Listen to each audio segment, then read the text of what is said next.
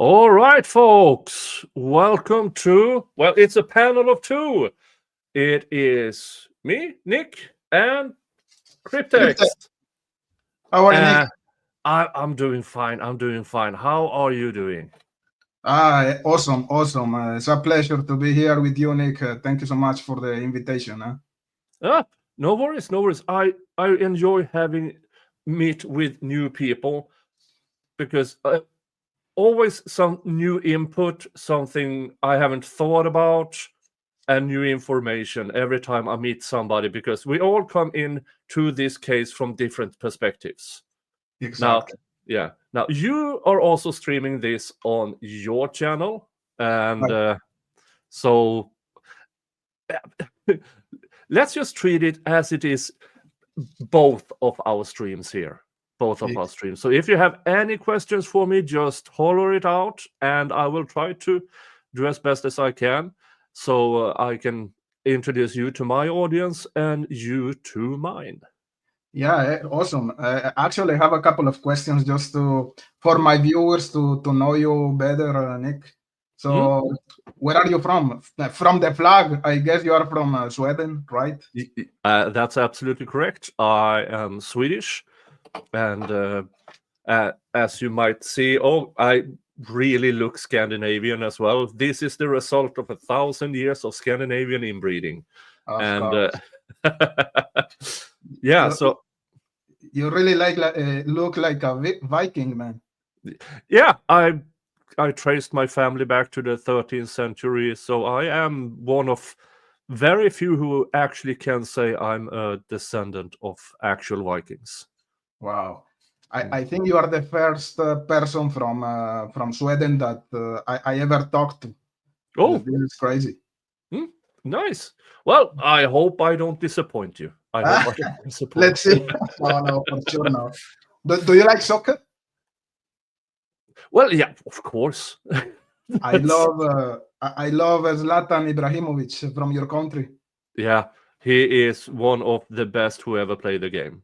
Awesome, And one awesome of the player. persons who are the most cocky about it. No excuses. He's good, and he knew he was good. He was, That's part of his charm.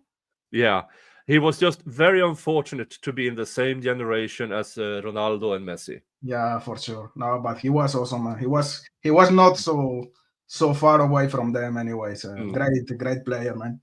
very. Um, what is the season in Sweden right now? It's winter time. It's summertime.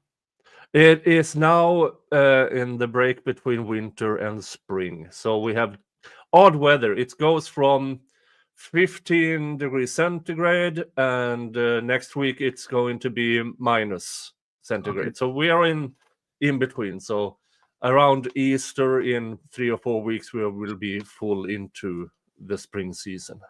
How long is the day during winter time there? Oh, depends. Down south where I am, if we have in the dead of winter, we have maybe 5 or 6 hours of sunlight. Oh, North of Sweden, there we are above the Arctic Circle, so there is no sunlight at all between November and February. oh, So wow, we, awesome. hmm? And tell me about your channel. When did you start your channel, Nick? Well, I started in the just before New Year's of 2022. So I'm in my third year now, and I saw a lot of other people debating and discussing and reacting to trials, and I was an avid watcher of Law and Lumber, of Ian, Emily D. Baker, Richard Hogue, and all of these, and of course Legal Vices, and all of a sudden I decided, yeah, I might try this as well.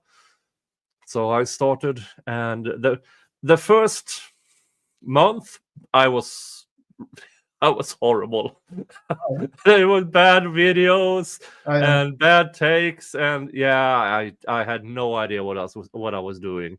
But eventually I caught on with it, and I've been focusing very much on streaming trials live and add my brand of commentary to it, which may or may not include snark, curses, and telling people where they can put different kind of farm equipment on their person. But yeah, I would try, since I'm now also on your channel, I will keep the words on a minimum, because I have no problems in demonetizing my own channel, but I don't want to demonetize anybody else's channel. Oh, no worries, Nick.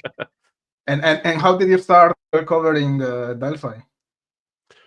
I started covering this summer of 2023 when the Frank's Motion came out.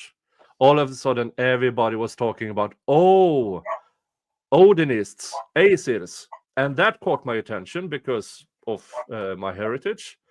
And I quickly discovered that, well, the version that is practiced in that region of the United States and some other places in the United States, I call it's white supremacists who cling on to something that sounds cool as Vikings, and they have bastardized and my ancestors' faith to point of no recognition.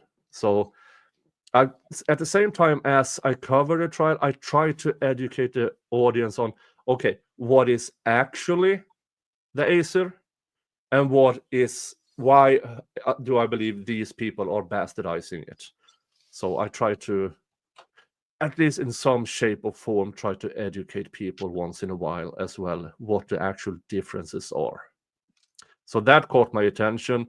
And then I've been doing labor law for over 30 years. And I spent 3 years as a documents analyst in the European Parliament. So I have very long, extensive with just checking documents. And the more I read, and then I had Mo in the Deep End on my channel, who explained, because she is local for Indiana, about this case. And the more I read, the more okay, it's these kinds of people. And oh, this is bad. This is really, really, really bad. I agree. This investigation was so poorly conducted. It was a crappy investigation. And what I always say is when an investigation is that poorly conducted, how can we trust the outcome? Exactly. I agree 100%. I mean, even if you believe in the guilt of Richard Allen, the investigation in itself should put you, because it might be that the if for the people out there who believe in Richard Allen's guilt, well, the investigation and the conduct of Judge Gull might result in him walking free, and that should infuriate people. Instead, people are making excuses for what happened with forced drugs, with the forced isolation, with the Reed technique of interrogation and all of that. That should infuriate people, because that can result in what they believe is a guilty person walking free. Exactly. And people that were actually involved, being free as well, you know? Yeah. And for us who believes that all the evidence, when I thoroughly take in account everything that's in evidence with the information that they try to withhold, which they actually held from the jury that we know about. And everything combined tells me Richard Allen probably had nothing to do with this. There are so much more evidence towards definitely more than one person, and who was actually in and around the girls at the time. And it wasn't Richard Allen. most evidence points towards, well, as we now, we can't conclude it because of poor investigation, but it seems Ron Logan was definitely a huge part of it. And then Keegan Kline, now with Ricky Davis letters and his information. Right. But I also still believe that there is either people help them get away with it, or were active in some way, shape, or form. And I'm thinking about Brad and Logan and those people, the local, who are both Aesir, or they call themselves Odinists, and manage also to be what you call it now again, Freemasons, which is really strange, because Freemasons, in my experience, are purely Christian, but apparently not in Indiana.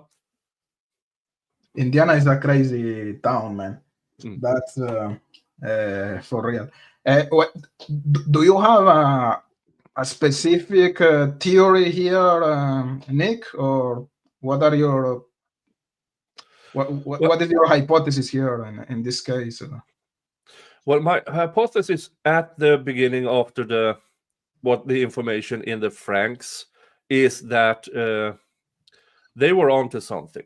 It made more sense with how the crime scene looked, the F3 and everything. It points towards somebody who has knowledge, either practicing the Odinism or mimics Odinism. And that's not general information out there. But then the more information, and especially now with the Ricky Davis, and this is the lack of information for me. How does Ron Logan, Keegan Kline, and the Odinists fit together? That is my current, what boggles my mind and what I try to figure out. How does this fit together? So, but as of now, with the Ricky Davis information, there are 100 times more pointing to Keegan Kline and Ron Logan than it is towards Richard Allen. But the more information, I might change my mind. But it's all about information. What I can read, listen to, watch. And so I'm still more probable when it comes to Ron Logan and Keegan Kline, with the new information that that showed up all of a sudden. Yeah. The problem here is that this case had so much secrecy. The lack of transparency here is incredible. Yeah.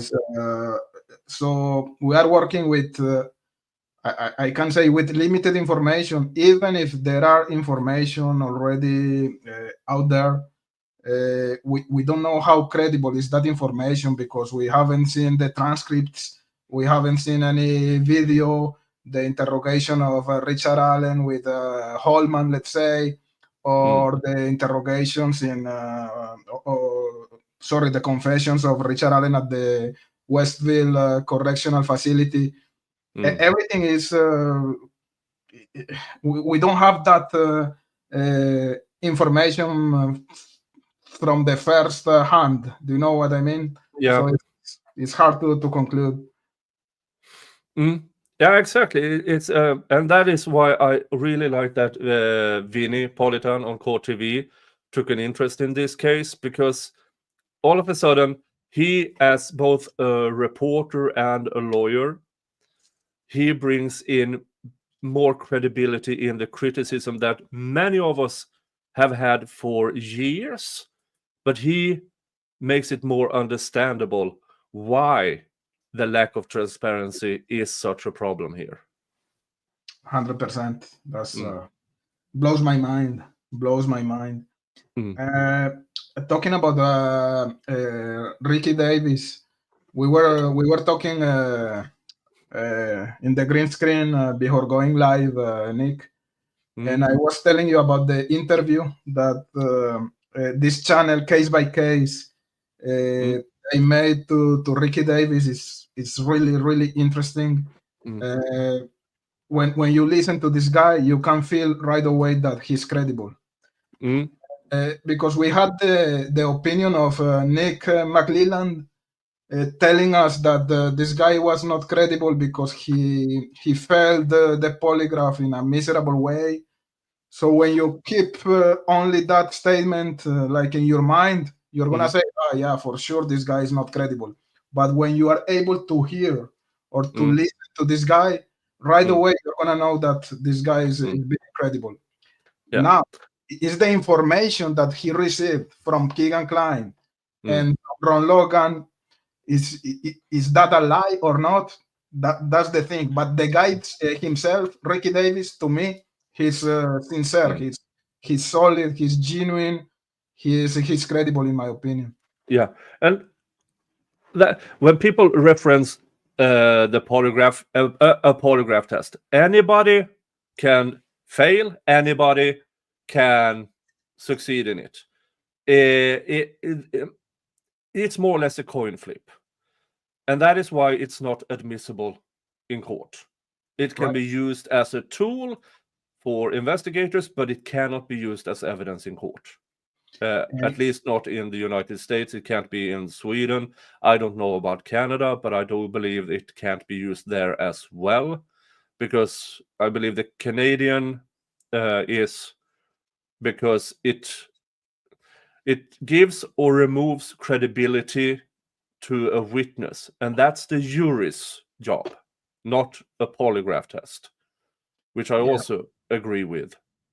So what? And we don't know the circumstances of this polygraph. Was he just ejected from the prison cell? Here, sit in this room, put this on, and then bad questioning? Because polygraph test is equally about the test and who conducts the test. If it is a bad interviewer, most people will fail. No, and when you hear you have to listen to this interview to Ricky Davis, because he was talking about the polygraph, and he was telling us that actually they didn't ask him anything related to the case. They were asking questions that were not. It didn't make sense. So he was answering. I cannot give you a proper answer because the question is not proper as well. So they cut the polygraph, and that's how the story about the polygraph became like a snowball in the media, you know. But actually, it seems to happen that they didn't even question him during that polygraph test, and he was saying, I was supposed to be recorded. Where is that videotape? Exactly. If you show that videotape to the public, everybody's gonna know what was happening there. You know what I mean? Yeah. And McLelland, his credibility is zero. So what if he says somebody? For me, it doesn't matter if he said somebody did well or did bad. I don't trust him because of all the other stuff he has been doing in this investigation. Hello, Mr. Jingles. Yes, I know you demand attention. Snacks? Mr. Jingles. Mr. Jingles. He wants a treat. Yeah. Awesome. Yeah. So with and if McLelland puts in what he believes about the polygraph, well, then what's his name? Brad Holders. Was it his sister who took a polygraph and went through it? And so if you believe in polygraphs, then why didn't he believe in that one? So it seems like McLelland does this if it fits my narrative to discredit Ricky Davis, then I believe the polygraph. But if it doesn't fit my narrative, because it implicates Brad Holder, then no, it doesn't matter. So it's that double standard. It's double standard, exactly. Mm.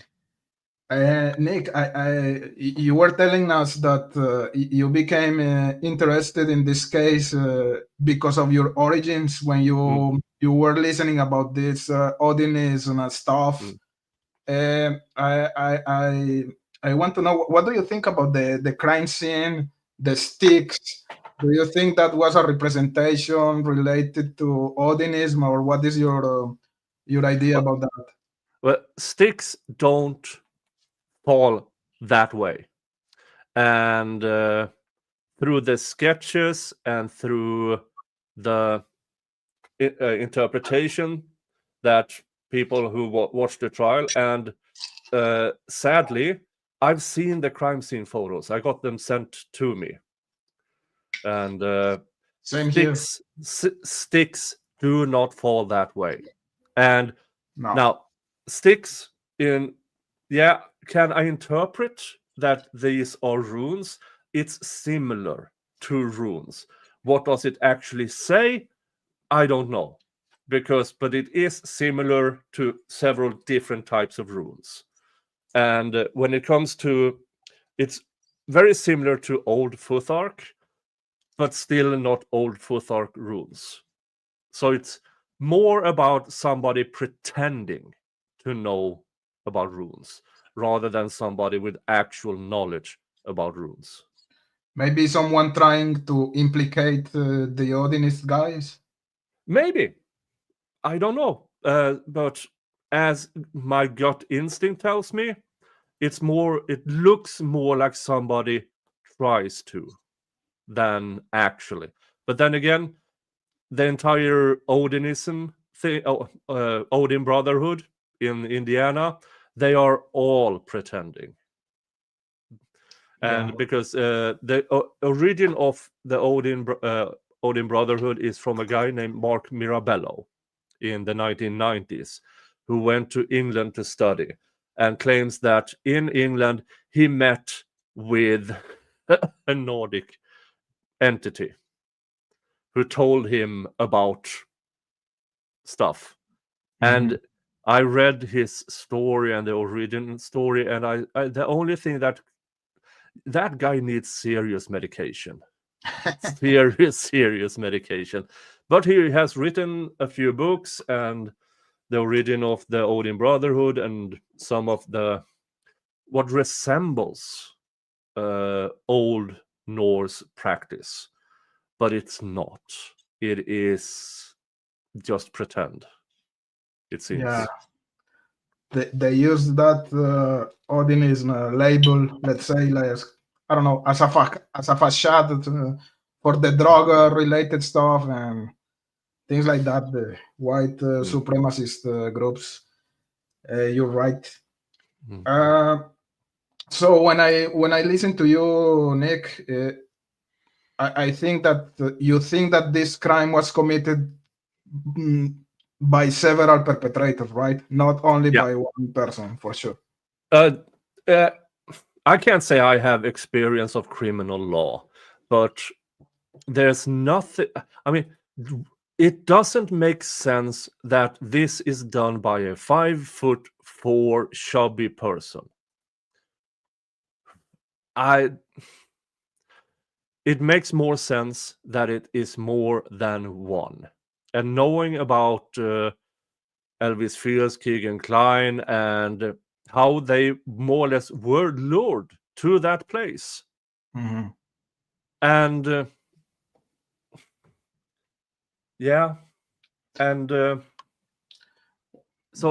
one person does not make sense. To me, somebody needs to control the other. Both needs to be controlled separately in order for any of this to happen.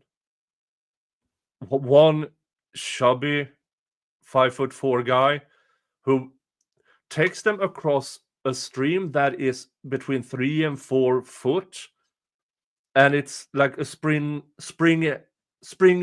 stream, and the water isn't slow. It's absolutely freezing. It does not make sense. I agree. And one of the things that, or the main indications to me that there were multiple perpetrators is the fact that the girls, they didn't have any defensive injury on their hands. So to me, that makes almost impossible to have one single perpetrator here. And as you said, let's say just for the sake of the discussion that there was only one guy. This guy, he's using in one hand a gun, and the girls were killed with a knife. So he's using one with one hand, using a gun, with the other hand using a knife. How is he handling two girls? It's impossible. It doesn't make sense, in my opinion. Yeah, I mean, it doesn't make sense with just one guy pulling all of that off. And the thing, and then with the crime scene where you have the F tree, and then one girl was carried back because there are no drag marks. The other girl, the amount of blood does not fit what the blood loss. So there's so much saying that where they were found was not the place they were actually killed. At least not one of them. Exactly. At least one of them was potentially killed elsewhere. Yeah. And most probably Abby, in my opinion. Yeah. What about? I repeat the same questions to everybody, Nick, because no worries. I like to have what the other people they have in their minds. What about the fact that Abby was redressed with Libby's clothes? What do you think about that? Well, it also speaks against the state's theory, because according to the state, Richard Allen panicked. Well, what about this? Says panicked because of a van. But, well, first of all, the van was not there at 2:32 p.m.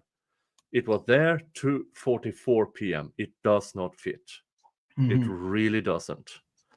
And for the van to scare and then end them, and then the phone stopped working, then the van must have been there at the latest, maybe 2:25 p.m. So all of a sudden you have this stretch of time. And if he's panicked, why the branches? I mean, there's so... What was the question again? No. I forgot. No, Abby being redressed with Libby's clothes. Yeah. If a panicked killer, why the redressing? It does not fit. Yeah, of course. If he was in a panic mode, he's not gonna take the time to play with sticks. Yeah, and also, how did he get them to undress in that case? Well, with the gun, yeah, but all of this takes time. Exactly. You have two absolutely frightened girls, and if it tells both of them to undress, that's not a 30-second deal. I mean, so yeah, it's so much that just does not make sense. Oh, from your channel, here is a good question to ask Nick. Did the medical examiner say anything about hypothermia, since they supposedly crossed the creek according to the prosecution? I don't think so, but if you don't get hypothermia that fast, even if you are not visual signs of hypothermia, you don't get that fast. It has to be really minus degrees for it to occur. So I don't think that is... but with soaked clothes in freezing water, yeah, people get cold, but hypothermia is a different kind of ordeal. Yeah, I agree with you. Mm. It may be too fast to get hypothermia. Yeah, I mean, waddling through a stream, as long as you come up on the other side, yeah, you freeze like hell. I mean, I grew up in the wooded areas of Sweden with mountains, trees, forests, and lakes and streams. So I've been waddling through a stream or two in my day. I have fallen in as well. Yeah, it's cold as hell, but hypothermia, it takes more time, at least to get visual signs of it. Mhm. And I don't think that the full autopsy report was made public yet. Huh? No, not to my knowledge, at least. No. Mm. Do you think that the girls they crossed the creek? The creek. I'm torn about that.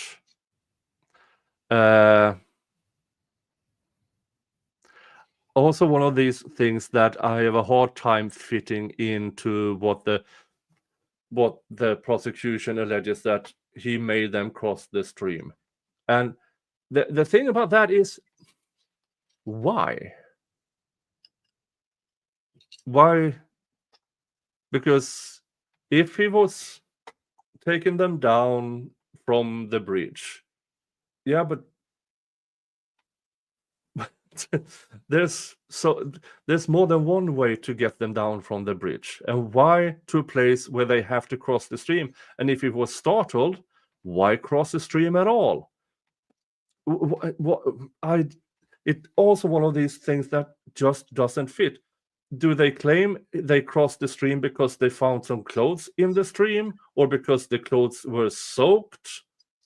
Well, this was in February, and February 14th, 13th, yeah.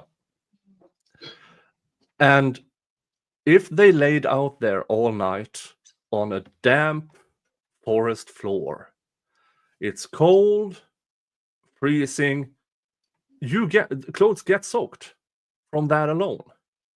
So I'm not entirely sure if there was a passing through a creek.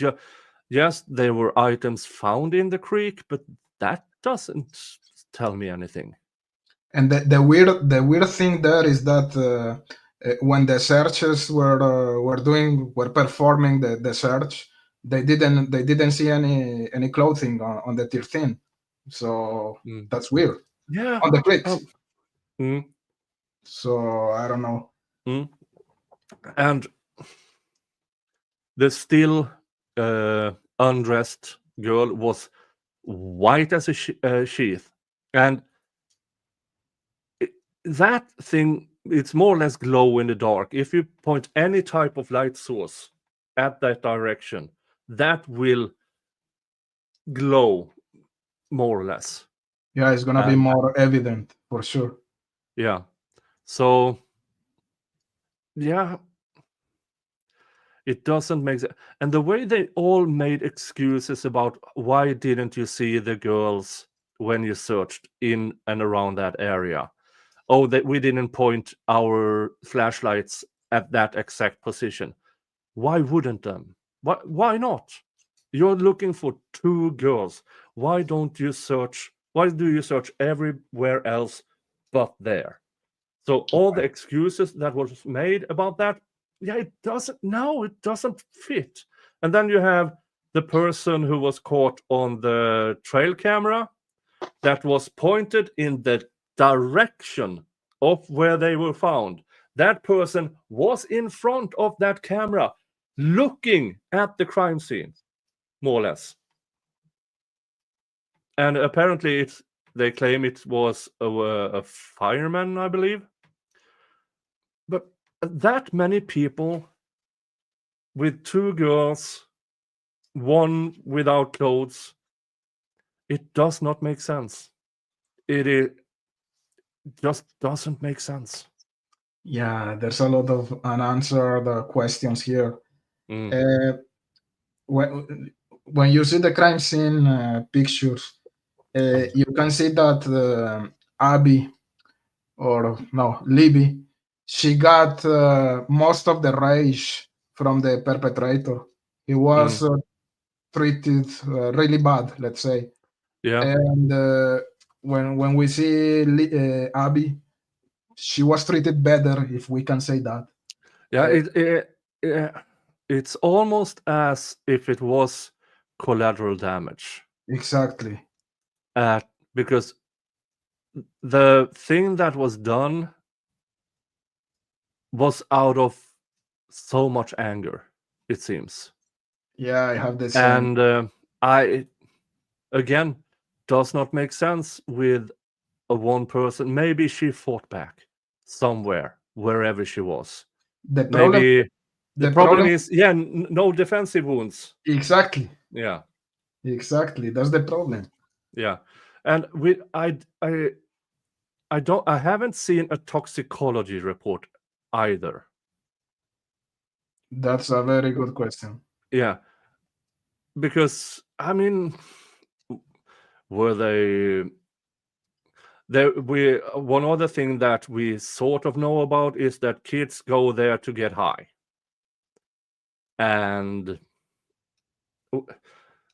But again, there's so much information missing. Where is the toxicology report?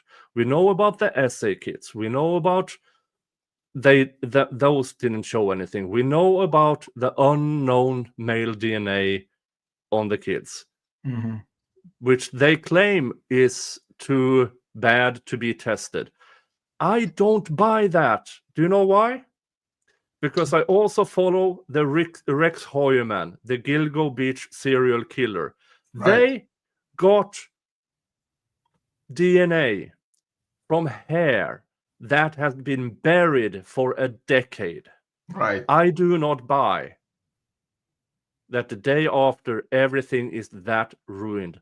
I believe it's more about the capability of the crime scene lab, of the crime lab. What are they prepared to spend money on? So if this were to be sent to a high-end lab, I'm quite sure they would get a result. So, good point. Good point. This case is just crazy, Nick. Yeah. Oh, man. Do you think that Richard Allen was somehow involved, or not at all, or you don't know? Going by, also much is unknown here, but out of every device he ever owned, there's nothing about fantasizing about kids. There's nothing fantasizing about murder. There's nothing fantasizing about SA. There's nothing there. So how did he all of a sudden wake up one morning? So can I by 100% exclude that he had anything to do with it? No, of course not. But that's not the point here. The point is, can you exclude every other reasonable possibility? Exactly. That's my point as well. Yeah. And with the investigation, I mean, if you believe the Karen Reed investigation is bad with red Solar Cups, I mean, all they have in this case is these so-called confessions. And I did my military training during the Cold War.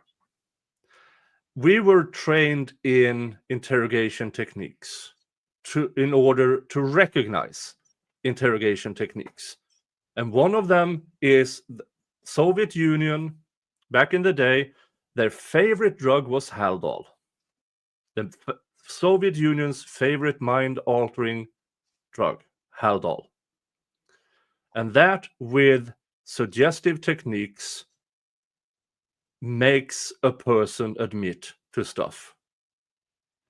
It doesn't have to be true, because it doesn't need to be true. All it was we need to have something to relay to our superiors, to relay to the public, or to make this person look guilty. And so with this read technique, I don't know much about it, but it is a very suggestive technique, interrogation technique, which I believe is banned in some states or counties in the United States, but it cannot be used more or less anywhere else, because in most of the world, cops can't lie. They can't lie to a suspect. And they brag about it.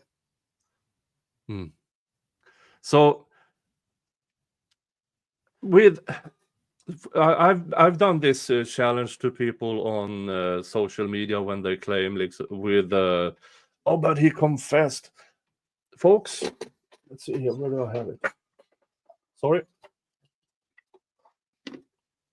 All right. Let's with a week and a waiver, I can make anybody say this is a screwdriver.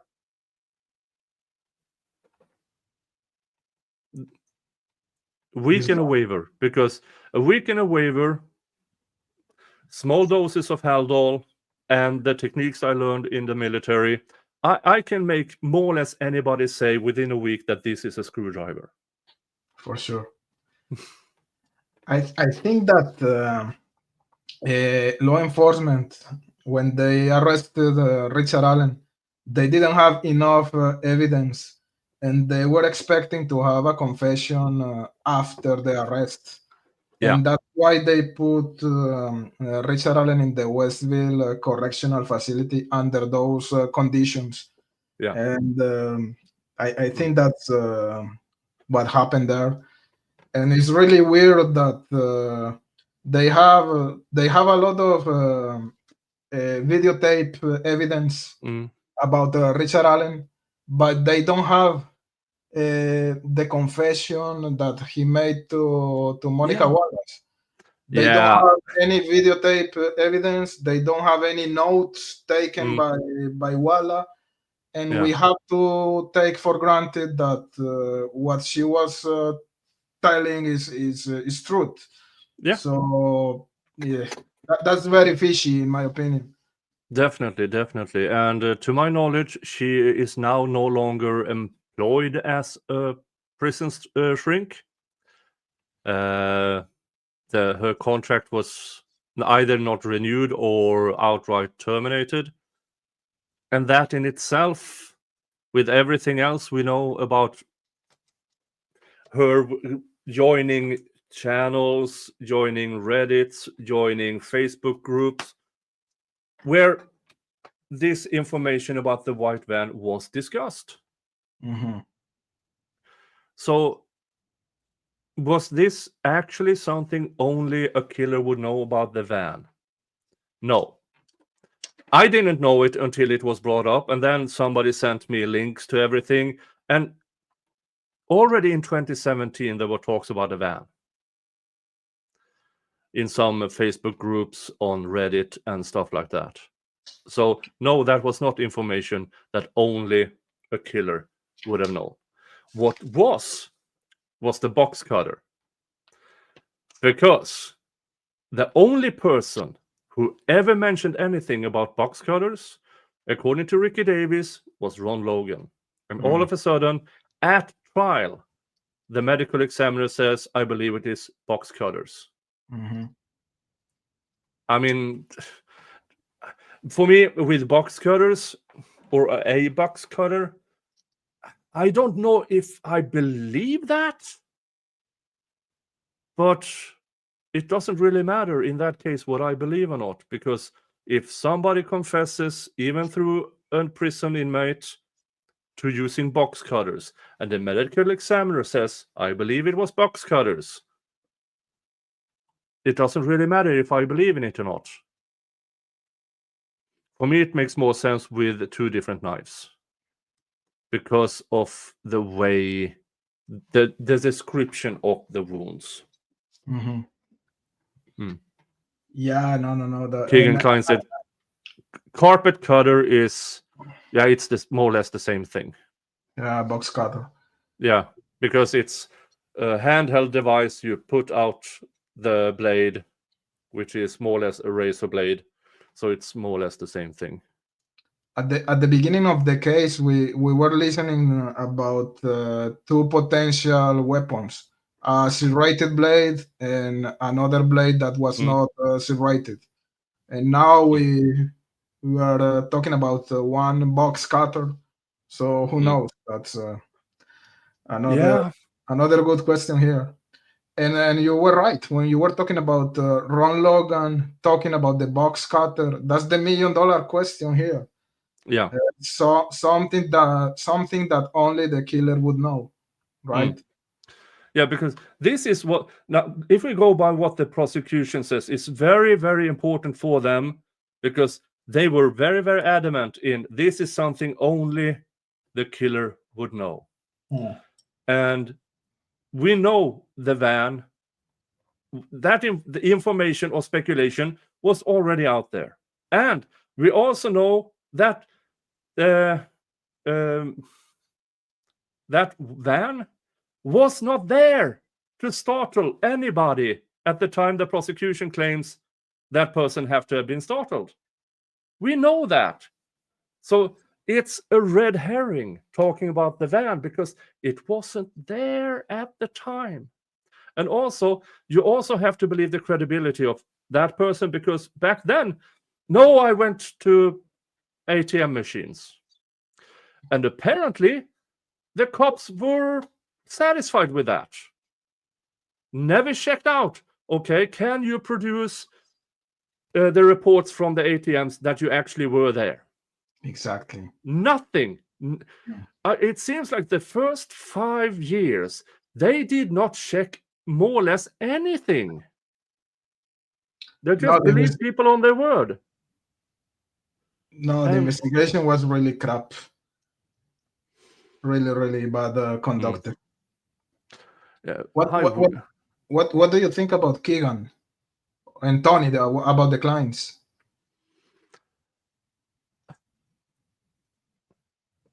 Well, the Keegans with the dad and the bloody shirt and all of that things.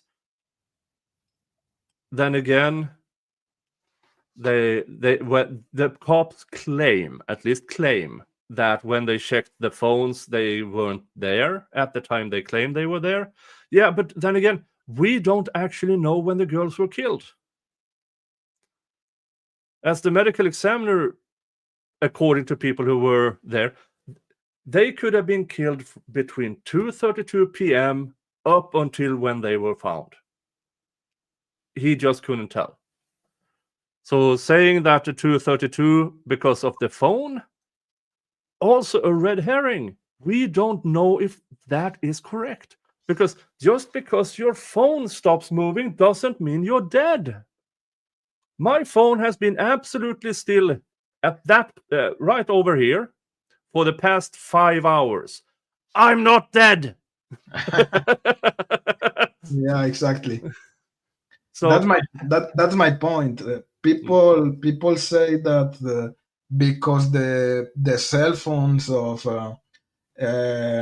Keegan Klein and Tony Klein were being active at their house during the time of the murders, that's like an indication that the clients were not involved here. But as you say, that those were the phones, not the clients. You cannot know for you cannot be certain that the people that were operating those devices were the clients. Yeah, and it's same with Ron Logan's supposed alibi. How did he know that he was supposed to have an alibi at those specific hours just days later? Because nobody knew neither how they were killed or when they were killed at that time. Yeah, that's very, very So weird. why was he searching for an alibi for that afternoon? Why did he drive, violating his parole, to drive out to somewhere to look at an exotic fish or whatever it was. Mm-hmm. I mean, it just doesn't make sense. No. I'm my hypothesis is that the clients are 100% involved here. Yeah. Ron Logan is today. It makes sense that he was involved. We know now about the box cutter, as you were telling. What about the fake alibi that he was creating? What about the cell phone pings of Ron Logan? Yeah. During the time of the murders. So today, when we listen to this guy, to Ricky Davis, I know that some people are gonna say that he's full of crap, full of shit, and maybe Keegan and Ron Logan was not telling him the truth. But when I put all of that together, it makes sense. Yeah, it makes sense. And again, when I listen to Ricky Davis talking, he sounds credible. He sounds really solid. He doesn't sound like a guy full of shit. He's very emotional. You have to check that interview, Nick.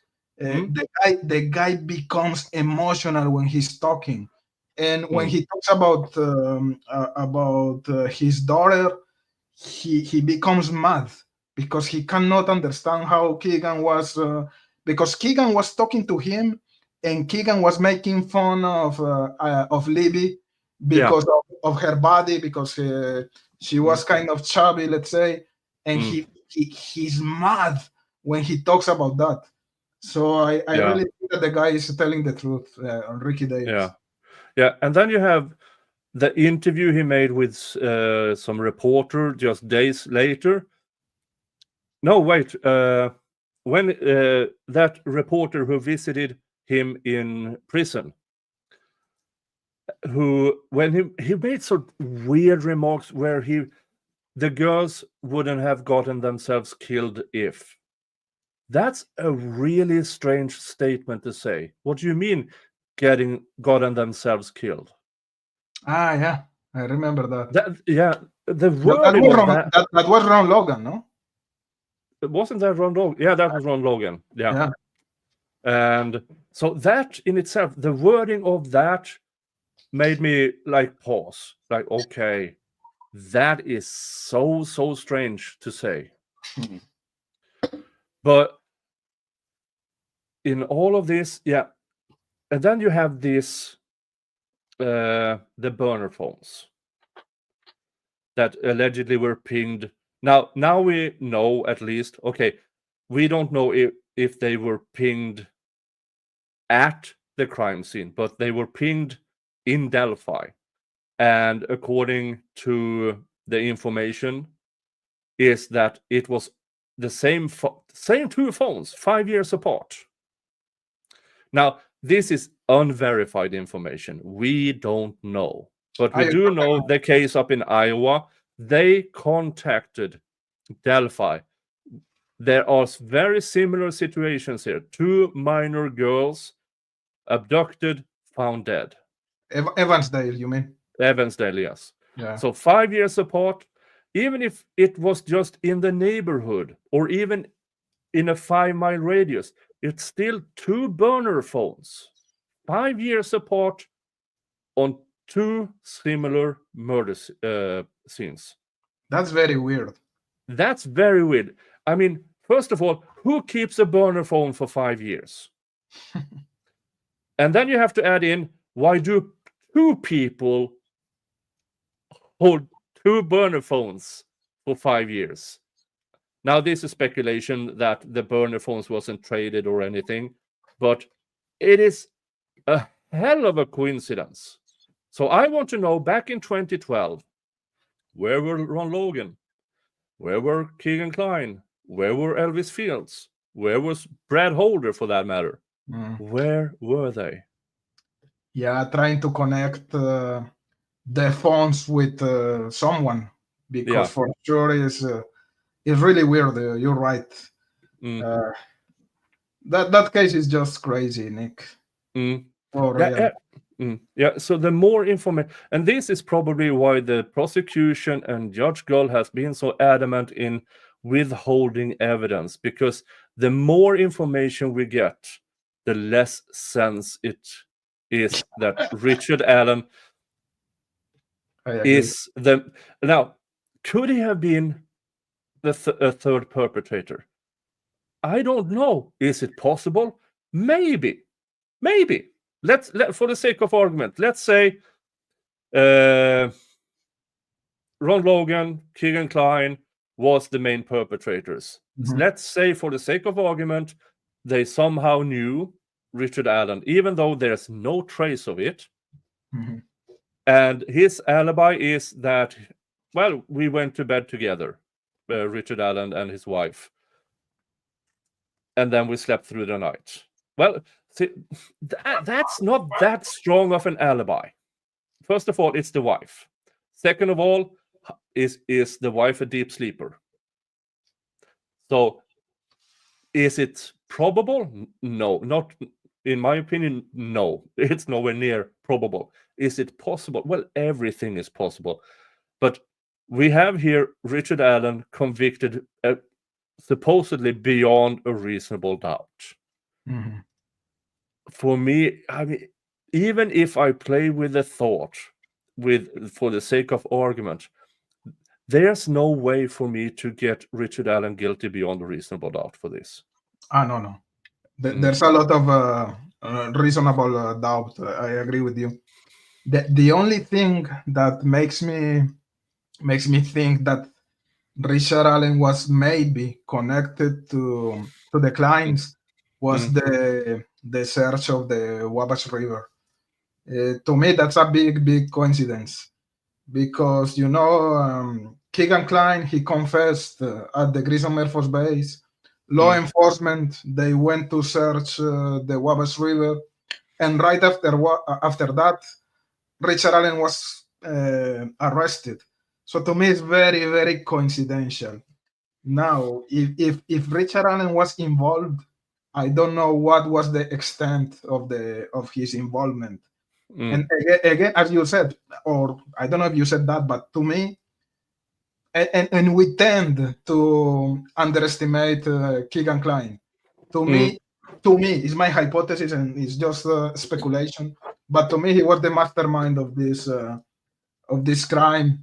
Just having the Anthony Shots account, that's a nexus. How can you say that there's not a nexus here between the Clines and the crime? Just the Anthony Shots situation scenario here, it's enough to have a nexus. I don't know, man.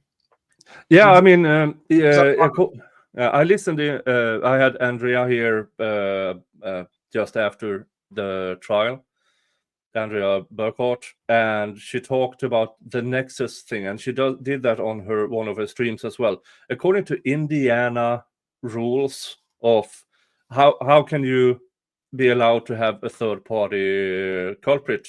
Well, a confession. Exactly. That's one of the examples. That is, okay, here you have two. Now, of course, both are by proxy. One is through a prison inmate. The other one is from the suspect's sister. But in order for a jury to reach a verdict beyond a reasonable doubt, if the prosecution is very certain in their case that, we have all the evidence we need, why are they so afraid of other theories? I mean, I watched a trial just a week or so ago with what was it? Florida versus Rodriguez, the justice for Dexter. Okay. And it was the prosecution. Here's the evidence. Here's a witness. Tell me about the evidence. Here's the next witness. Tell us about what you found. They let the evidence speak for itself. there was no elaborate things in the opening or closings. It was basically, we will show you the evidence, and the evidence will get you to beyond a reasonable doubt. And they did. And with this case, for that many weeks, about something that if the bullet actually matched, which I say it didn't, because you do not compare an unspent cycled cartridge with a fired shell casing. 100%. That's just bad. And they claim that is the one thing that ties him to the crime scene. Because remember, nobody identified Richard Allen as Bridge Guy. Not one.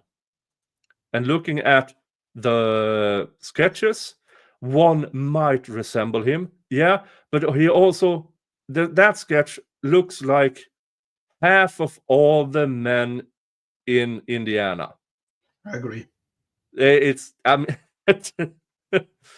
Oh. So if you have a strong case, you're not afraid of third-party culprit. You are not scared of whatever the defense brings to you. And let me go back to the Rex Hoyerman case, the Gilgo Beach suspect in the Gilgo Beach serial killing. The prosecution has a bi-weekly meeting with the defense to hand over, here is what we got so far. Once every 2 weeks, they have a meeting with the defense. Here you are. They are not scared of anything because the evidence speaks for itself. Yeah, how are you gonna trust the state when everything is closed, everything is sealed, zero transparency here? Yeah. No way. Yeah. And I think they are waiting for the interest to die down. Because usually, for us who stream trials and cases, once the trial is over, there are a few weeks of talking about it if you have a guest or anything, and then we move on. Their problem is that we don't move on from this.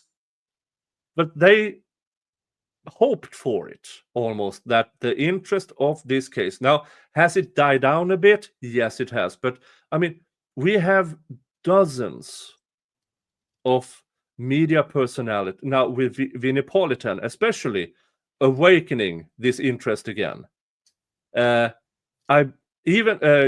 Coffindaffer. I know, folks, other cases, me and her, diametrically opposite of each other. I know. But in this case, the Delphi case, she pointed finger at Ron Logan much earlier than any of us. No, and when you say that they are waiting for this case, for the people to lose or to lose interested to be interested in the case, think about the case of John Bennett Ramsey or the case of the West Memphis 3. We are still talking about that. And why is that? Because the investigation was crap, same as Delphi, you know. So we are going to continue asking questions. We are going to continue making noise because the O.J. Simpson case. O.J. Simpson. People are still talking about what's her face, Jodi Arias. People are still. She was convicted. Clearly, she was guilty. We are still talking about it because she's such a horrible person. In some cases, we still talk about it because it's a horrible investigation, like the O.J. Simpson. Exactly. And the West Memphis and Delphi. Yeah. And so I'm starting to check, okay, what are the cases around these cases that we find so interesting? And we have the Flora 4, also in Delphi. 4 black girls burned in the arson. And I have the documents, I have the investigation, and as much as I can get a hold of. For me, I'm amazed that the landlord isn't charged. I'm amazed this hasn't gone to trial. case. I have to dig up in that case because I have to confess I'm kind of ignorant. But yeah, that's. But it really, is the same investigators. Yeah, exactly. And some, as Mikko's headphones said, also some family related to McClelland also had a random arson. I believe his dad. There are rumors says that Nick McClelland's dad was convicted of arson. So, but Nick. Yeah, I know. Landlord got a settlement. Yes, I know.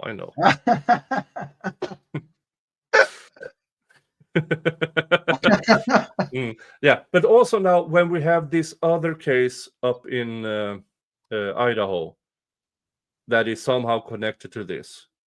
Now let's say Evansville. Now let's say that now when we have prime suspect in Delphi, then you have about 240 miles up to Evansville. If you draw a circle 240 miles around Delphi, how many cases of dead young girls are there that are unsolved? There's quite a lot, I would assume. You know, Nick, that in the chat, I don't know if you know Rukus. Do you know about him? Rukus, he was a former law enforcement agent, and he's working in the Evansdale case as a private investigator. He knows a lot about the case. Okay, is this or is just this is not him, but just it's him. Oh, it's him. Yeah, Ruckus, if you want to talk to me about the Evansville case, because I'm just starting to look into it. I've just barely scratched the surface. If you want to talk to me about it, send me an email. Ruckus is great, man, and he's very charismatic. He's awesome. He's a good guy. Okay, I put it in my chat.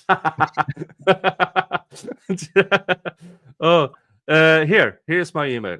Contact me about the Evansville case. I barely scratched the surface about that case. I more or less only know what is in a few of the articles. No, in this community there are very interesting personalities or very interesting YouTubers. We have also, I don't know if you know, True Crime Web, Mr. Steele. He's working in a lot of cases as a private investigator, and he was a former law enforcement as well.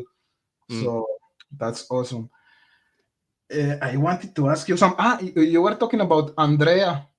How did you become in contact with Andrea Bockhart? Well, we have been on stream together on different occasions, and then we became friends on X. Then we started talking, and then because I knew she was going to Delphi, so I started talking to her, and then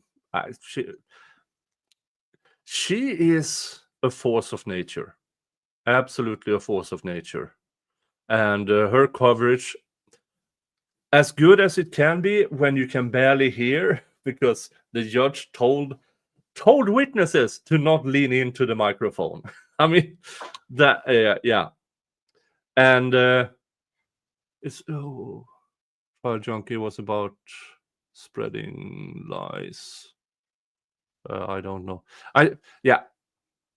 I know that we should not spread rumors about Nick McClelland, because he's an asshole in of itself, so we don't really have to. If his dad was not convicted of arson, I'm sorry. So yeah, but Ruckus, contact me if you want to talk about the Evansville case, because I want to look into it. Just to let you know that he's kind of pro-prosecution, and some people are already mad in the chat. I'm saying it was not a good recommendation from myself. Yeah, but he's really nice. I mean, being pro-prosecution, I don't mind, as long as we can have a constructive discussion about the case we are both interested in. Because at the end of it, either if you're pro-defense or pro-prosecution, we all want to get to the truth. 100%. Just give me 1 second, Nick, here because I'm not controlling the chat because the main streaming comes from Nick's channel, and there's a lot of viewers from my channel. Just to say hello to all of them, Dan, Mar, Don't Dox Me, all of you guys, Annalisette. Just to say hello. It's not because I don't want to put your comments here. It's because I don't have the control. So thank you for watching. And hit the like and subscribe to Nick if you are not yet subscribed. Yeah, thank you. Definitely. Go ahead. Hold on. Well, let me show you my email. Jesus Christ, the chat is going past so fast. It's crazy. Yeah, I love it. I love an very, very active chat. It is amazing. Yeah, it is. What time is there in Sweden? 2:12 a.m. What time you go to sleep? I have this weird sleep cycle. I sleep twice a day, 3.5 hours. What? Yeah, I've done that. Yeah, I have done that since I was a toddler. It drove my parents insane because I could go to sleep at 9, and then just before 1, I was up and about. Wow. And then I slept. Then I could just play and stuff, and then I went to sleep, and then off to school.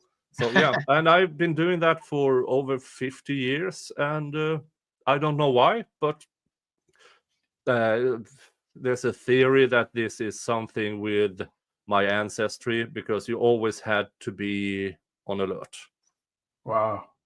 So I sleep twice a day, 3.5 hours per time. So I get my 7-8 hours. It's just that twice a day. Cool. USA Liberty. We actually know less after the trial. For example, the guilters assured the bullet was. Yeah, I agree here. We were all told that the bullet was a match. Then the bullet matcher went on the stand and testified, and almost everybody was, huh? No, that's not how you compare. Not even if you believe in that technique or in that science. That's not how you do it. That's not how you do it. That's not the way. No. I don't know if you've seen when it goes to tool mark analysis. Ian Ronkel have created a challenge where you allow the tool mark analyst. Okay, here is 5 guns. You fire 1 shot. Here is 5 bags of spent casings. Now match them. Because if you actually can match a specific casing to a specific gun, then the fired casing that you just ejected, and somewhere in those 5 bags is either 1, 2, 5, or 0 matching, you should be able to pick them out. Non-takers so far. I agree. Yeah, as Judge Jessica, she couldn't even exclude a Glock and a Smith & Wesson. Yeah. And also, if the reports from the trial is correct, is that she also couldn't exclude Ron Logan's gun. Mm-hmm. But she also said that had she known about Rick Allen's gun, then she could have excluded it. And for me, that is also insane because that's not how you conclude something as a match or a partial match or inconclusive. That has to be done independent of each other. You can't say, oh, this matched more. That means that is out. No, that's not how you do it. It's a confirmation bias. It's confirmation bias. Exactly. Because they didn't have enough evidence against Richard Allen at the time of his arrest. So everything that they found after the arrest was just confirmation bias, because, as you said, it applies to multiple people, not only to him. Yeah. That's the thing. The investigation was crap. Just crap. I hope an appeal is gonna be granted. I don't know how likely is that gonna be, but that would be the best scenario to have some answers here. What do you think? Do you think that an appeal is gonna be granted, or who knows? Well, What's your feeling? Judge Gull will not go for a new trial.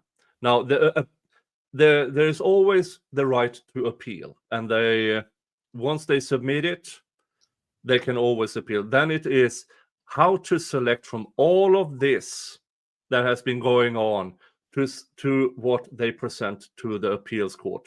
And I do believe Andrea Burkhardt is probably the best person to ask about that procedure, because she's mainly an appellate attorney.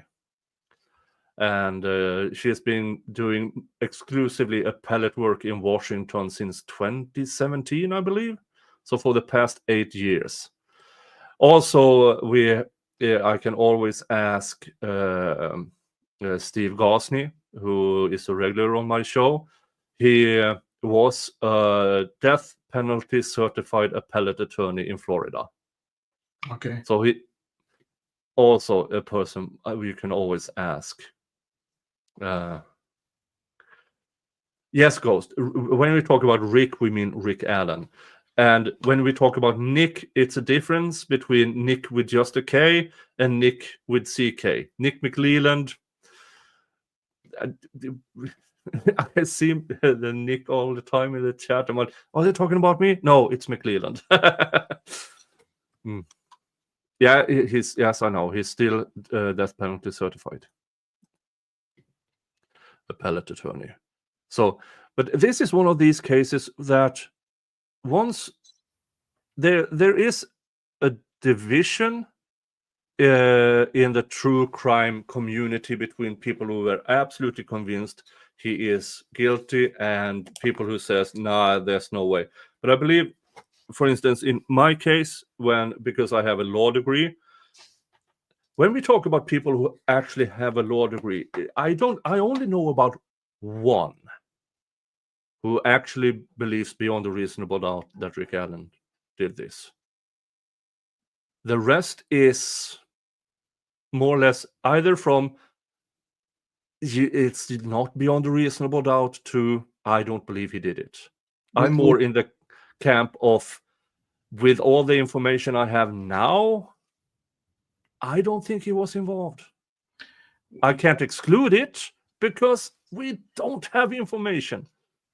If you are convinced that Richard Allen was the perpetrator and the only one that who committed the crime here, you have to be very stupid. No. It doesn't make sense at all. And I think that the theory of the state is so forced. They're trying to put the pieces together to make this scenario like a lone wolf scenario. It doesn't make sense. Just again, and I hate to be repetitive, but lack of defensive injuries, let's say, doesn't make sense. You have it's impossible to disconnect the clients from this crime. Just the Anthony Shots account trying to lure the girls to the bridge that day. Keegan saying, I was supposed to meet the girls, but they didn't show up. Even if he didn't say that he was supposed to meet them at the bridge on the 13th, is implicit. The context of the message is that he was supposed to meet the girls that day at the bridge. It's impossible not to say that there's a nexus there. Again, the Wabash River. To me, just I cannot disconnect the clients from the crime. And again, Ron Logan, as you said, he was the owner of the just being the owner of the land, creating a fake alibi, having pings, cell phone pings the day of the murders, Yeah. the box cutter. Nexus is there. Yeah, exactly. The nexus is there. Because of the poor execution of the investigation. Say that Ron Logan was still alive. Would they be able to convict him based on the evidence? Probably. Would I be as critical to the prosecution as I am now? Of course I would. Because again, I am pro-defense. I am. I admit that. Yeah. Because if you want to take away a person's liberty, it has to be beyond a reasonable doubt. Exactly. And for instance, how I see it, once the prosecution's hello, Mr. Jingles. Are you combing my beard? Now, here's what I do. After the prosecution's opening statements, I have questions. They have to answer each and every one of them. Then you have the defense case in chief. Okay. They make a good argument on one thing and on another thing. And then it's rebuttal. Okay. So if all I'm left with is unreasonable questions, I have to go with beyond a reasonable doubt. But they still have to answer my questions. Of course. 100%. What's the position of Mr. Jingles? What does he think? What does he think? What do you think, Mr. Jingles? What do you think? Yeah, as long as he gets treats and pats and everything. Yeah, he runs this channel, by the way. He is the actual owner of my channel. I only have my name here for tax reasons. Oh my God.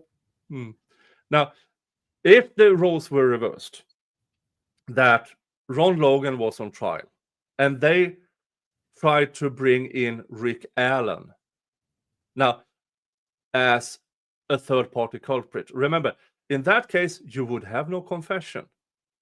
You would have no search warrant, no search of his house. How would you connect him as a third-party culprit? You couldn't. Because all you have is him calling in a tip. Yeah, I was there roughly around that time. That is all you have. But now when Rick Allen is on trial, and then you have Ron Logan and all the investigation into him, of course you have the nexus of a third-party culprit.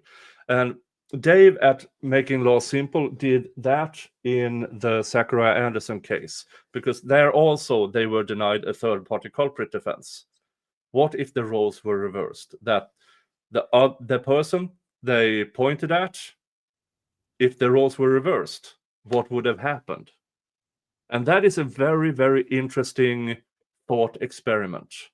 If the roles were reversed, could the defense have used Rick Allen as a third-party culprit? If the roles were reversed in the Zachariah Anderson case, could they have used Zachariah Anderson as a possible third-party culprit? And the answer in both cases is no, they couldn't, because there is actually no nexus. So that's the question, Nick. Because this is a fair question. Why do you think that law enforcement, they didn't go after Ron Logan or after the clients to make those people guilty, let's say, instead of going to Richard Allen?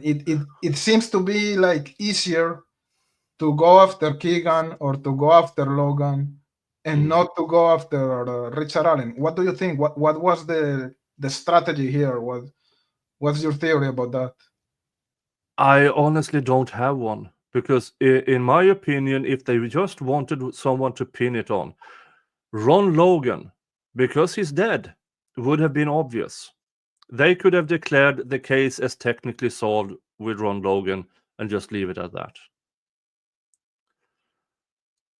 Exactly. But they did, for some reason they didn't.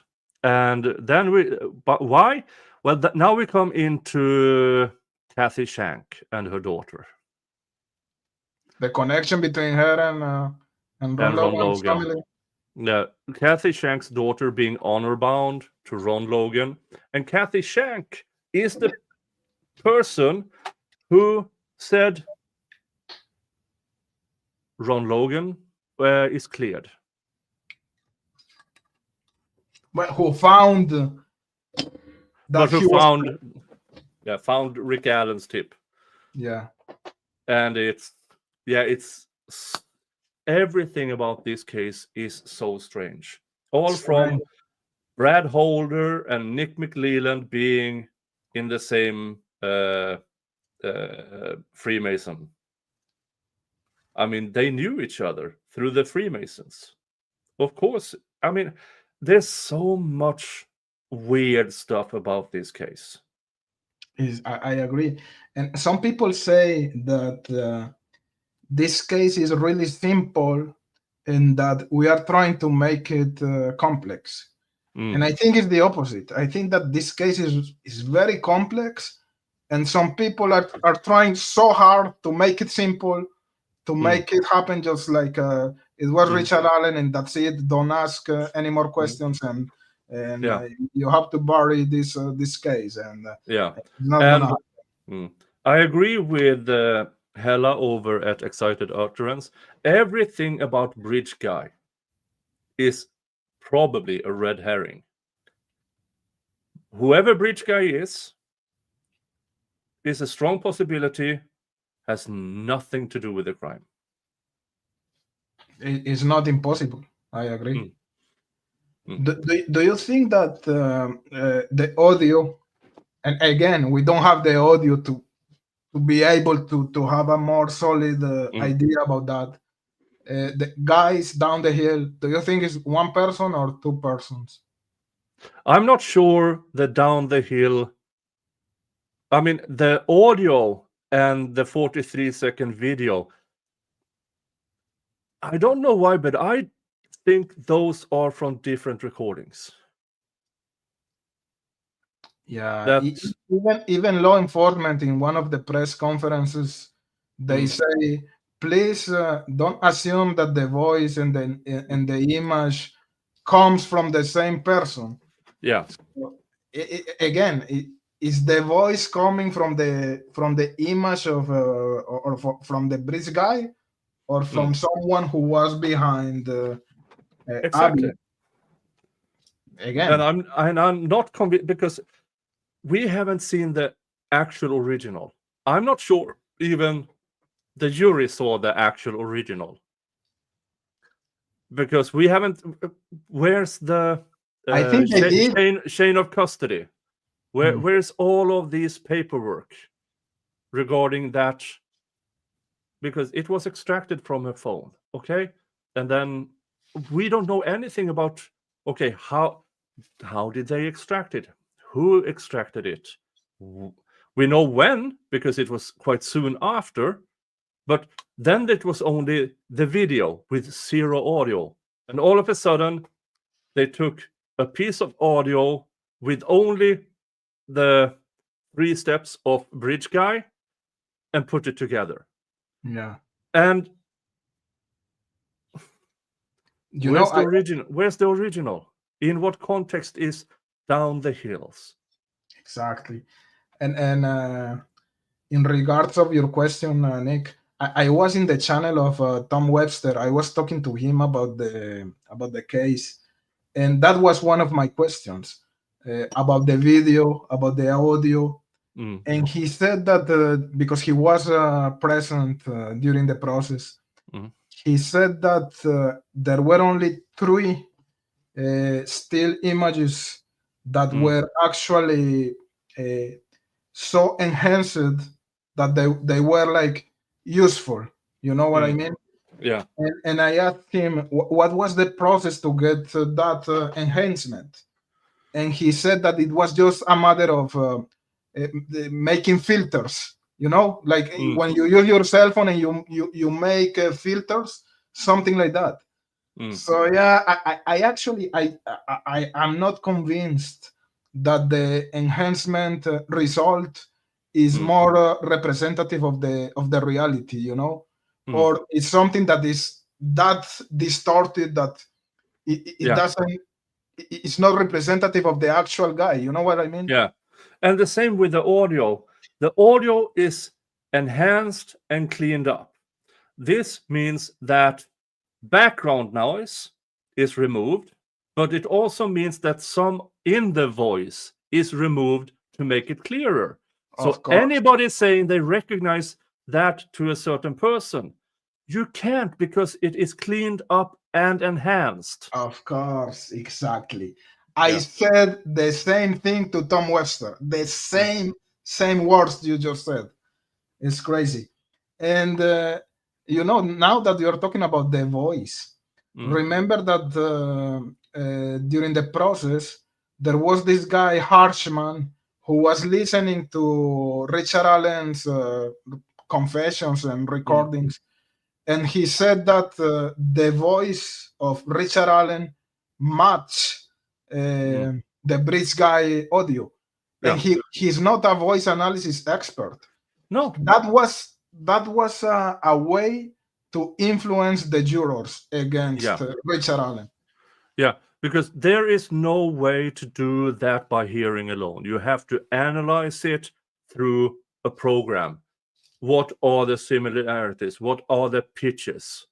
And since the audio from the down the hill is so cleaned up and so enhanced, it's not the original voice. They enhanced it and cleaned it up to hear what words were spoken.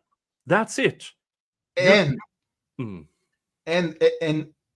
even worse, when you hear the voice, the actual voice analysis experts, they say that the voice sample is too short.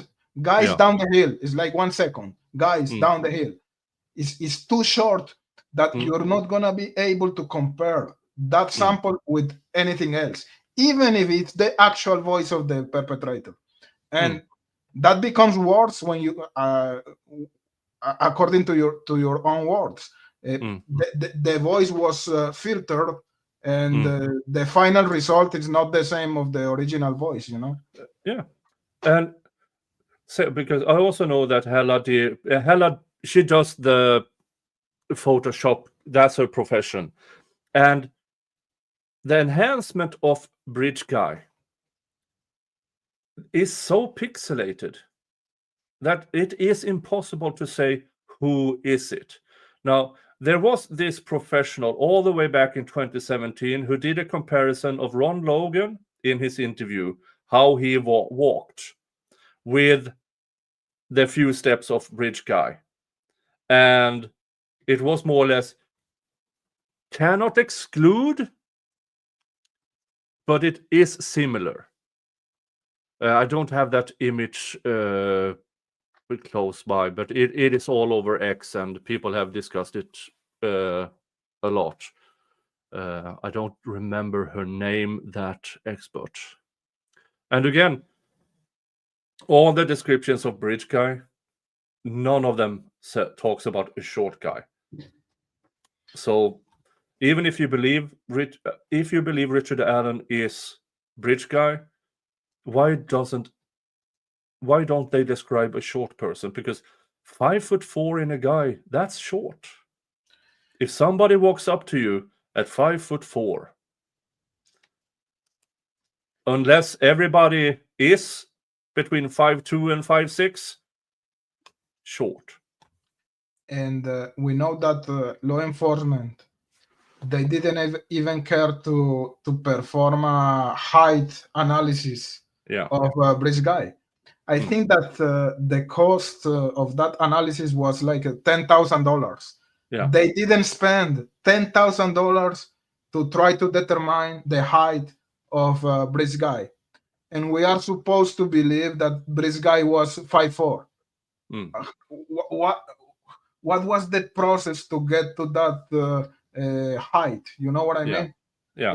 Again, the investigation was crap. we know that the investigation was crap. Mm. Remember when they were talking during the process about the sticks that they were not collected at the time because they were not items of evidentiary value. How can you say that?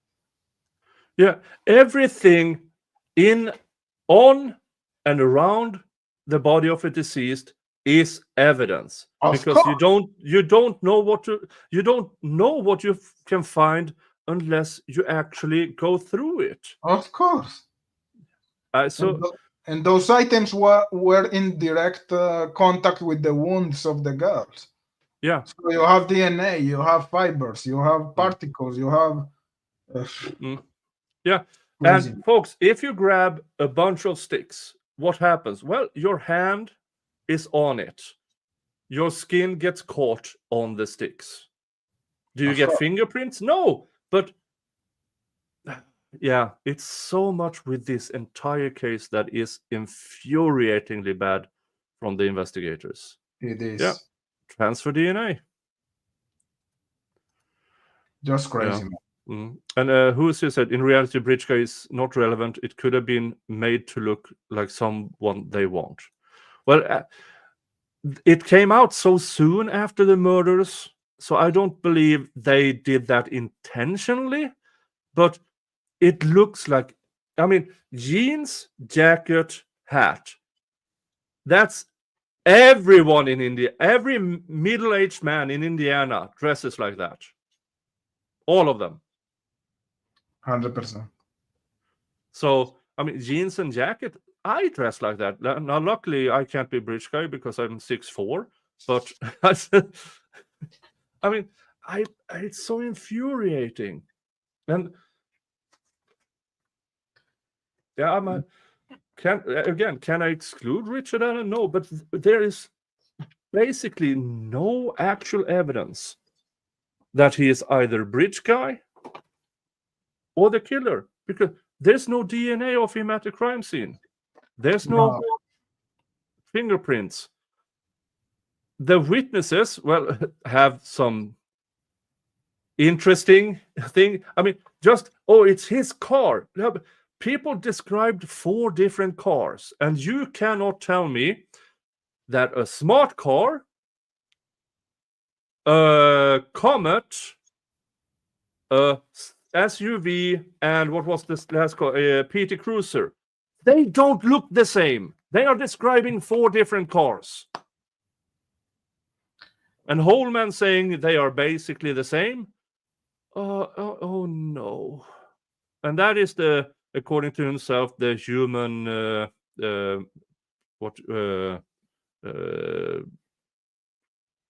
he can detect lies or whatever.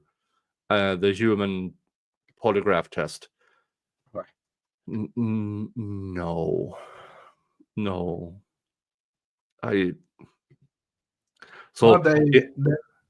The evidence from the state was the confession, but we know that confession is so fishy. Maybe while I was feeding information to Allen, we don't know, but to me, she's not the best example of her profession. You know, actually, it's a disgrace. Yeah, and if you believe without a doubt that he actually confessed to the actual crimes, then you also have to believe the other things he confessed to. Starting World War III, killing his non-existent grandchildren, the matchstick one. And as I said early on in the stream, now we have more people. Folks, I grew up during the Cold War. I did my military service during the Cold War. I learned interrogation techniques in order to recognize interrogation techniques. As a weak and a waiver. And I will make you say that this is a screwdriver. It really is that easy to get false confessions. It's not hard, folks. It really isn't. And in that regard, I'm amazed that Rick Allen withstand all of that for months, and they had to inject Haldol into him before he actually started to confess. Because we've seen examples of the read technique not that long ago. In the case, I don't know if you saw it or if your audience saw it. I know my audience saw it. The guy who confessed to his father's murder after 7 or 8 hours of interrogation, he confessed to his father's murder. His dad was never dead. Yeah, I remember that. He was alive. Yeah. He was alive. Yeah, he was alive. But that's the read technique. Yeah. That's the technique Holman used on Rick Allen. And remember, he failed against Rick Allen, but Rick Allen said something that set Holman off completely. He told Holman, "You can't make me confess to something I didn't do." That is what got Rick Allen in that prison, because Holman is a bully. Holman is a bully for sure. And now he's pretending to be an angel when he goes live online in those YouTube channels. Yeah, that's another disgrace of his profession. Anyway, man, that's crazy. What are you drinking? I'm having one of these. It's a local beer. Balcony? Falcon. It says hopeful because it's a lager, but with more hops. So they call it hopeful. Cool. What are you drinking? I was drinking. It's already over. Jägermeister. Oh, finished. Oh, you okay? Then I have to have something. I treated myself to one of these. Ooh. So that looks nice, man. Yeah, this is a 12-year-old Aberfeldy. So I'm jealous. Oh no, man! Look at Mr. Jingles. He wants. You want some of that? He wants. No, no, he doesn't. He's jealous. Oh. Cheers. Cheers, cheers. Cheers. It's empty now, but cheers. My Jagger is over. Let's see. Ow.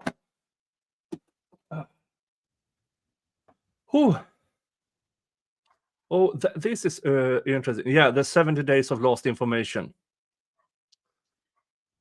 Yeah, the first 70 days of... Oh, we accidentally... it was recorded over. And it took them... No, I believe it was not until late or early... early 2024, they actually re-interviewed Ron Logan. No, not Brad Holder. Brad Holder, yeah. And stuff like that. Because they try to withhold it from... I mean, who loses 70 days of an investigation? So that is people who don't care. Exactly. It's incompetence. Yeah. And you know what happens when you are an incompetent person? You try to hide your incompetence. Yeah. And that's when corruption happens. And now that you talk about that, about the lost videotapes, do you remember that during the opening statements of law enforcement in the Richard Allen's case, they had technical problems.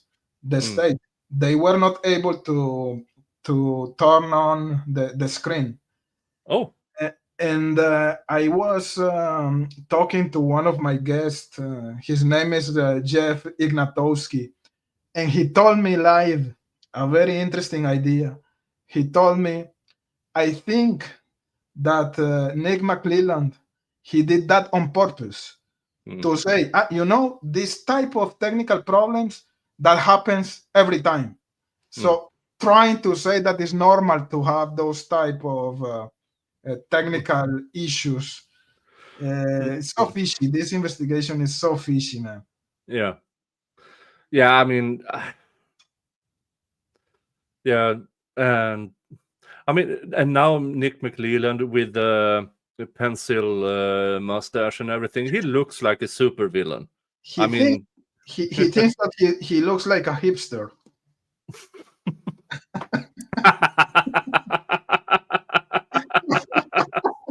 Oh.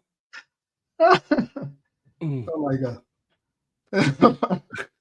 Is the jacket effect? Oh, that's good. That's good. Oh my god. So funny, man. PW is a terrible liar and pretty much admits to everything in his interviews. Who's PW? I'm not sure who you mean. You can well, it's on your channel. Patrick Westphal, I don't know. Oh, Patrick Westphal. Yeah. That is a person who couldn't tell the truth if he even tried. I mean, of what the information I got about him, he is one of these, seems to be, I have to say, for legal reasons, seems to be a clinger. He just, be friends with me, and then clings on. So, and he a habitual liar, because he have to make himself interesting. Do I believe he was involved? I don't know. Would he be prepared to do something like this for recognition? I don't know, because nobody ever actually investigated him. Exactly. Yeah. And that statement, I think it was Brad Holder who said that Patrick Westphal, he wanted to go beyond the animal sacrifice. Yeah. So I don't know. Maybe they were in the woods. They were just high, drinking, drunk, having eating mushrooms or something like that, and something got out of control at that point. I don't know. But that statement was interesting, that he wanted to go beyond the animal sacrifice. I'm not saying that that's what happened, but it's an interesting statement, Definitely. And again, never properly investigated. Exactly. There's so much that wasn't properly investigated here. And between 2017 and 2022, I understand why the case went cold, just as the Flora 4 case. And this is, okay, let's put on the tinfoil hat here. The main suspects in the Delphi murders, two of the main people who are person of interest are also Freemasons. The main person of interest in the Flora 4, a Freemason. Nick McLeland, a Freemason. I can put money on that most cops, Freemasons. Because Carroll County is really, really tiny. Delphi, the town, is tiny. It's 3,000 people. Me and Mo, two cripples, walked from one end to the other in less than 10 minutes, or waddled. I mean, you think of the the bridge is somewhere out in no man's land. No, it's a 2-minute drive from the center of Delphi to the Monon High Bridge. It is that close. We walked that trail and we heard people. And this was in August, where every tree had leaves. They were there when no trees had leaves. Their voices would have been carried everywhere, and nobody heard anything. No, 100%. Mm. And when you were talking about Brad Holder, remember the event when Todd Click, he went to talk to Holman. He went from Rocheville, I think, to Delphi, and Holman was supposed to explain to him why they didn't think that the Odinist guys were involved in the crime. Yeah. And when Todd Click arrived to the police station, let's say, Brad Holder was waiting in the waiting room. It's so coincidental. It was like a way to intimidate Todd Click. Holman is so fishy, man. I really don't trust that guy. I don't trust Nick, but at least I think that Nick, he doesn't have any option. He's the prosecutor. He's trying to do his best to convict Richard Allen, let's say. But the dirty guy here, to me, in my opinion, is Holman. Definitely. Yeah, definitely. Okay, we've been doing this for almost 2 hours, and I believe in leaving people wanting more. Sure. So, yeah. So, I don't know, next time I'm going to talk about the Delphi case, but if there is any new filings or some new interview, I might do I see you here I see you here your video on the Ricky Davis. Yeah. And I will try to find that. So if I have a day where I can fit it in, I will do one of those to listen to it. Excellent. And hopefully I usually have these panel shows or discussion things on Fridays. Okay. And if next time I'll be discussing the Delphi case on the Friday, I will definitely invite you. Cool. I will definitely invite you, because this was fun. It was fun, man. Yeah. Awesome. I love it. Oh, yeah. So everybody. But I have one condition. Oh. Yep. You have to have Mr. Jingles with you. I can't control Mr. Jingles. Okay. He is here when he wants to, and he's not here because he doesn't want to be. And so I do not have control over him, but I will try. Cool. Don't I, Mr. Jingles? Don't I? Yeah, I will try. Oh, belly rub. So spoiled. That will piss him off. All right, everybody. A huge thank you to criptex for joining me. A huge thank you to criptex audience, to my audience, to you guys over at Rumble, to you guys over at X. Thank you for joining in. Don't forget to like and subscribe. Go over to criptex, like and subscribe to everything he's ever done. And as I always say, hug your family. Unless your family's crap, then screw them and give your love to the people who deserve it. Till next time, have a good one. See you next time. Bye-bye. Bye.